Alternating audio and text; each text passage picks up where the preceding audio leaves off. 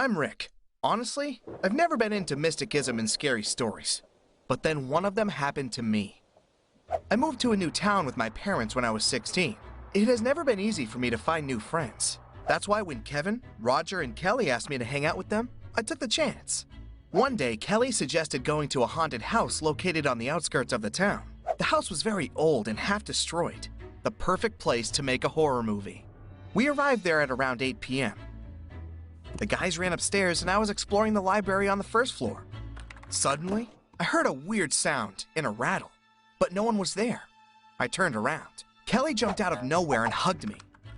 She scared the hell out of me. Kelly tried to kiss me, but I stopped her. I explained that I wasn't attracted to her in that way. She said, "Aw, come on, new guy," and tried to kiss me again.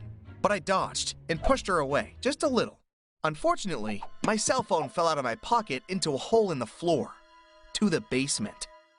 Meanwhile, Kelly was very offended because I pushed her. I apologized and ran downstairs to find the phone. The phone was lying in a puddle of water. It was broken. Suddenly, Kelly locked the door from outside. I began to scream, but she persuaded Kevin and Roger to play a trick on me. She told me that I needed to be alone and learn some manners, and they left me in the basement with a broken phone. I tried all possible ways to get out, but it was hopeless. All I could do was wait. I didn't even have a flashlight. At first I was scared, but then I got bored. After about 4 hours, I heard footsteps, but the voices were unfamiliar and weird. I hesitated to shout for help and decided to wait, because why would people with good intentions come to a place like this in the middle of the night, right? They turned on music on the first floor, and I heard the voices of several women. Suddenly, a young woman with crazy makeup and a long red dress opened the door to the basement. She entered with a flashlight and took a huge axe from a shelf. She noticed me and whispered, "Who the hell are you?" I explained myself, and added that I would keep silent about the meeting upstairs if she would allow me to leave alive. The woman laughed and asked me to do her a favor and sit still in the basement for 30 more minutes. She didn't want to break the meditation and confuse her clients.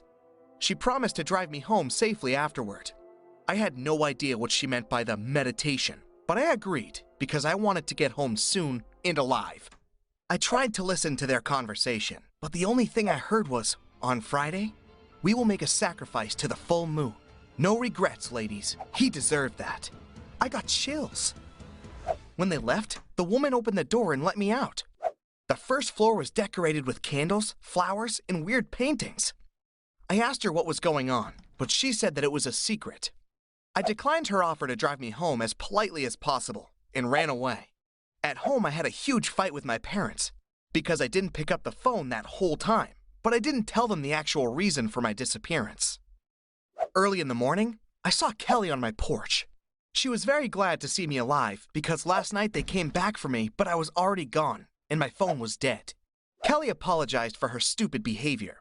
I forgave her and the guys quickly because I couldn't wait to tell them about the mysterious cult meeting that I saw yesterday. Kevin offered to go back to the haunted house on Friday and hide to record a video, but I suggested going to the police instead.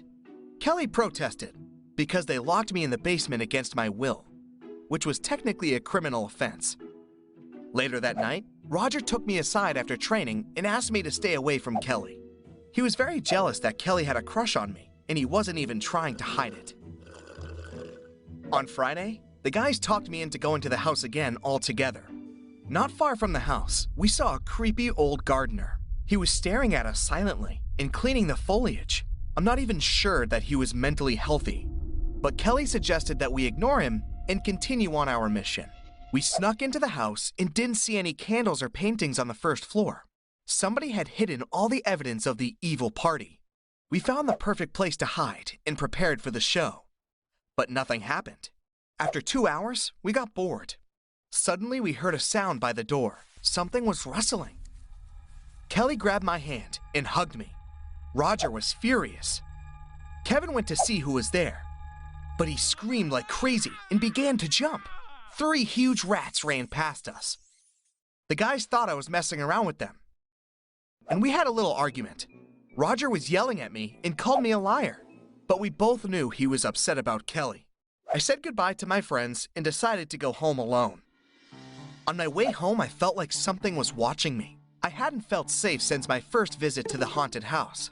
But that night was even more scary. I heard creepy sounds and saw shadows following me.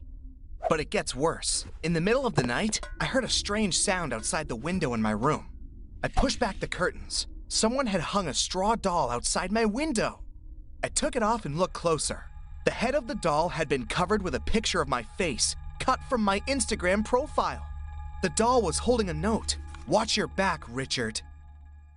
Of course, I thought it was Kelly or the guys. At lunch, I found them in the school cafeteria and threw the doll on the table. But they looked puzzled. Kelly swore that they had nothing to do with that doll. I was confused and overwhelmed. So later that night, I decided to go to the police station and I told them the entire story. But they refused to take a statement from me because nothing criminal happened. They were convinced that my friends had pranked me and refused to take me seriously. I still didn't want to bother my parents, so I just tried to forget about that story. But next Friday, I took a look at the moon and remembered one important detail. The woman was talking about a sacrifice for the full moon. I checked the lunar calendar and realized that she was talking about exactly that day.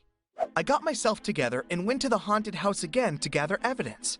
I was scared to death, but what if I was the only one who could save the poor guy?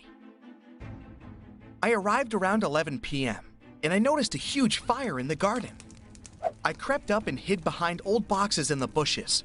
7 women in long skirts were dancing around the fire. Their faces and hands were covered with something red. I couldn't believe my eyes. It looked like a coven of wicked witches from some Hollywood movie. I took a short video and sent it to the police officer, the one who laughed at my story.